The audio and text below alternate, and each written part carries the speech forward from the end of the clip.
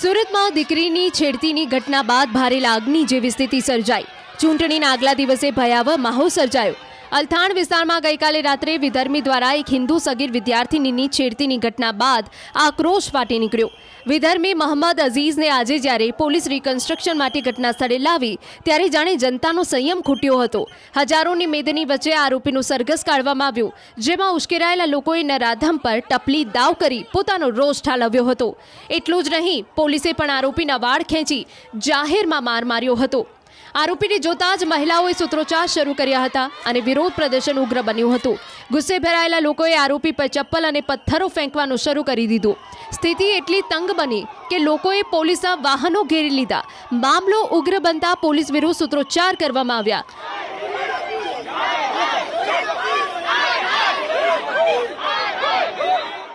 મોટી સંખ્યામાં ઉમટેલી મહિલાઓએ બંગડીઓ બતાવી છાજિયા લીધા હતા અને નરાધમને ફાંસી આપવાની માંગ કરી હતી। લોકોમાં આરોપી પ્રત્યે એટલો આક્રોશ હતો કે પોલીસ માટે તેને સુરક્ષિત રીતે ઘટના સ્થળ સુધી લઈ જવો પણ મુશ્કેલ બની ગયું। ભારે જહેમત અને કન્સ્ટ્રક્શન સાઇટના રસ્તેથી પોલીસ જેમ તેમ કરીને આરોપીને નિર્ધારિત સ્થળે પહોંચાડી શકી હતી। ફાંસીની સજા જો તો બીજી છોકરીને આવું કરી ના શકો। એને અમાર ફાંસીની સજા જોઈએ, ખુલ્લા એરિયામાં ફાંસીની સજા જોઈએ, ફાંસી જોઈએ, ફાંસી। કેમ ઉભા ના રે? કેમ જતા રે ગાડીમાં લઈને? આપો તો અમારી હાથમાં, કેમ ના આપ્યો? એ બી કોઈના ઘરની છોકરી છે, અમે બી કોઈના ઘરની છોકરી છીએ।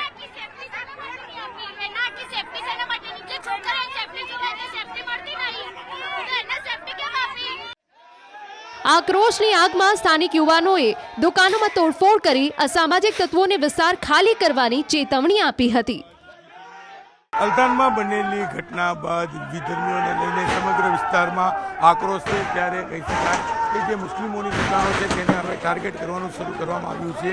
તમામ લોકોને તાત્કાલિક આ વિસ્તારમાંથી દુકાનો ખાલી કરવાના આદેશ આપવામાં આવી રહ્યા છે, કારણ કે માત્ર માંગ એક જ છે કે આ વિસ્તારમાં વિધર્મીઓની દુકાન નહીં જોઈએ તેને લઈને હવે વિવાદ શરૂ થયો છે। ખાસ કરીને જે યુવાનો છે એ યુવાનો રસ્તે ઉતર્યા છે અને જે વિધર્મીઓ દુકાનો ભાડે લઈને બેઠા છે તેમને દુકાન ખાલી કરવા માટેની જરૂરી સૂચનાઓ આપવામાં આવી રહી છે। જો સીધી રીતે નહીં માને તો તેમની દુકાનો તોડવામાં આવવાની વાત ચાલી રહી છે। ત્યારે જોઈ શકાય છે તમામ લોકો વિરોધ કરી રહ્યા છે અને દ્રશ્ય સીધા સામે આવી રહ્યા છે। ત્યારે કહી શકાય કે લોકોનો આક્રોશ કેવી રીતે ફૂટી રહ્યો છે અને જે પ્રકારે વિરોધ કરી રહ્યા છે ત્યારે ચોક્કસપણે લોકોનો આક્રોશ ફૂટી રહ્યો છે। હવે વિધર્મી આ વિસ્તારમાં જોઈએ નહીં, કોઈ પણ દુકાન, કોઈ પણ વસ્તુ નહીં હોય। ખાસ કરીને ઘણા બધા લોકો છે, આપણે સીધા એમની સાથે વાત કરવાનો પ્રયાસ કરીશું। શું કહેવું છે? યુવાનો પહોંચ્યા છે આપણી સાથે, એક ભાઈ છે, શું નામ આપનું? સ્મિત પટેલ। અહીંયા યુવાનો પહોંચ્યા છે, શું વિરોધ? વિરોધ એવું છે કે આ એરિયામાં મોમેડનની કોઈ દુકાન કે લારી ના ચાલવી જોઈએ અને મોમેડનનું અહીંયા કોઈ રાત ચાલુ ના જોઈએ। ધ્રુવ, વિરોધ અહીંયા કરી રહ્યા છે, શાના માટે વિરોધ? આપણે કાલે હિન્દુની છોકરીને મોમેડિયન છોકરાઓએ છેડતી કરી, ડાયરેક્ટ પકડી લીધી। એ કયા ધર્મમાં લખેલું છે? 3 દીદી હેરાન કરે છે, તો પછી અમારે શું કરવાનું?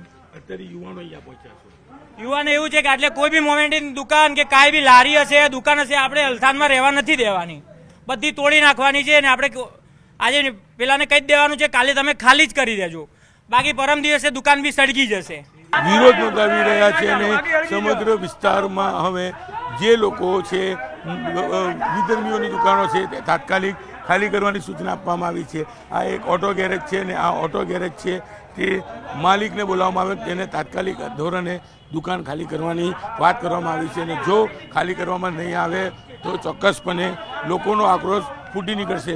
નવયુવાનો જોઈ શકે છે હાથમાં લાકડીઓ લઈને પહોંચી ગયા છે, વિરોધ નોંધાવી રહ્યા છે અને જોઈ શકાય છે કયા પ્રકારનો આક્રોશ જોવા મળી રહ્યો છે। ખાસ આ આક્રોશ હવે અલથાણમાં બનેલી આ ઘટના બાદ વધારે ભભૂકી રહ્યો છે। કેમેરામેન જીગર ગુગલ સાથે કીર્તેશ પટેલ, ન્યૂઝ 18 ગુજરાતી, સુરત।